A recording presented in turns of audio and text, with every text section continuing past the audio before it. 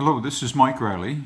I'd like to give you a brief overview of terms that are typically found in a revocable living trust agreement. Remember that the purpose of the trust agreement is to avoid the need to go through the probate process at the time of your death. The document was conceived many years ago for the purpose of providing an alternate route to transferring assets after your death to whomever is named in the document. When I create a trust agreement, I always give specific direction and reference to the succession of trustees. We all know that at some point in time we're not going to be here, and we need to make sure that the person we've put in place to take over for us has both the ability and the willingness to take care of our final affairs. Therefore, in the document, in the early paragraphs, I state who the first successor trustee is after your death, and then, if possible, move on to name another person as a backup to that first successor trustee. In the document is another provision saying that if there are no trustees available to act, that there will be some mechanism which will be used to determine who the next trustee would be.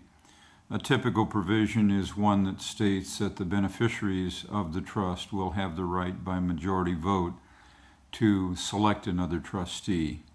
And in some cases it's stated that they will not have the right to select themselves. That's done in order to avoid any possible conflicts that might arise just because of that point. The trust agreement should also state that it can be amended or revoked, if necessary, by the persons who created it, and it will, in most cases, state that the individual who created it, or individuals, in the case of a husband and wife, are the only people who can make those changes, that no one else has the authority to make modifications to the document if the original creators have lost the ability to do so. Another provision that I will put in my trust agreements that I create for my clients is their right to use any of the assets in the trust as they desire. My opinion is that there should never be a restriction on the right of a trustee, or the right, I should say, of a creator of a trust to use the money as he or she sees fit.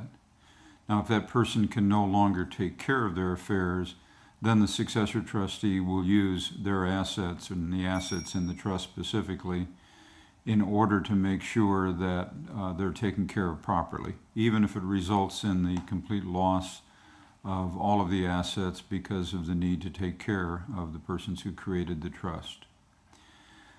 I then have to address the issue that's difficult for all of us, and that is what happens after the death of the person who created the trust, or persons in the case of a husband and wife. In that situation, we want to make sure that any legitimate final expenses are paid.